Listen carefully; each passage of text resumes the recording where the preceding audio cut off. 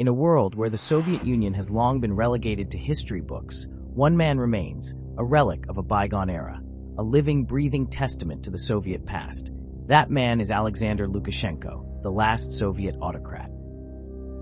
Since 1994, Lukashenko has ruled Belarus with an iron fist, blending Soviet nostalgia with modern-day autocracy. But what does it take for one man to hold on to power for over 3 decades? What does it mean for a nation to remain tethered to the past, even as the world moves on?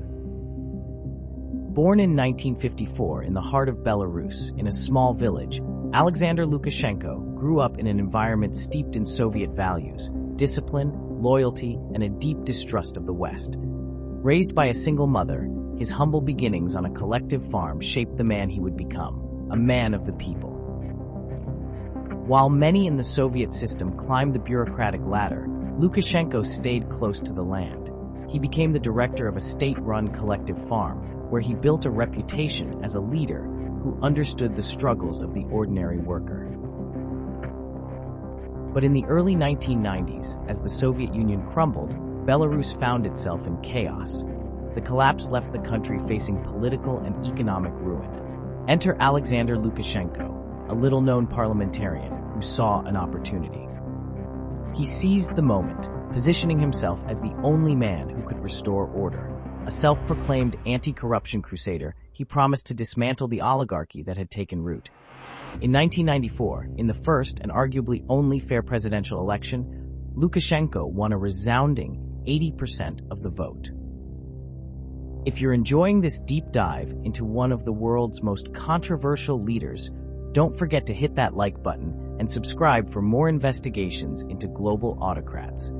You won't want to miss what's coming next.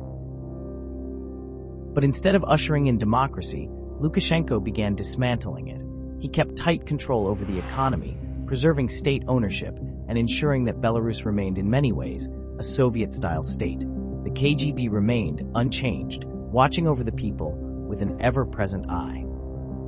He built a system where opposition didn't just lose, it disappeared. Independent media was crushed, political rivals arrested or mysteriously gone. Elections, predictable rituals with one man always victorious. Lukashenko himself once joked that he wouldn't leave power unless they carried him out in a coffin. But as history shows, jokes often carry a hidden truth. For years, Lukashenko's grip on power seemed unshakable. But in 2020, that all changed. A rigged election sparked the largest uprising Belarus had seen in decades. Hundreds of thousands took to the streets, demanding change, demanding an end to his rule. Lukashenko's response was swift and brutal. Protesters were beaten, jailed, tortured. Opposition leaders were exiled or imprisoned. And for the first time, he was truly isolated. He'd become a pariah in the West, forcing him to lean more heavily on his longtime ally, Vladimir Putin. But Lukashenko's survival came at a price. In exchange for Putin's support, Lukashenko allowed Russian troops to use Belarus as a staging ground for the 2022 invasion of Ukraine, a dangerous gamble that exposed Lukashenko's vulnerability and cemented his dependence on Moscow. He once played the West and Russia off each other, balancing power, but now Lukashenko is caught in a dangerous game, too weak to defy Putin, too unpopular at home to rule without force. His future, like Belarus itself, hangs in the balance. Lukashenko's reign has become a case study in survival, how a dictator can endure in the face of crisis, repression, and unrest.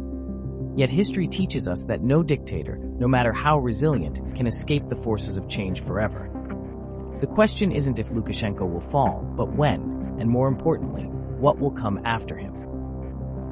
Will Belarus find a new path toward democracy, or will Lukashenko's shadow linger long after the man himself is gone? Want to know more about the world's most powerful dictators? Check out dictatordashboard.com for in-depth profiles on the leaders shaping global politics today.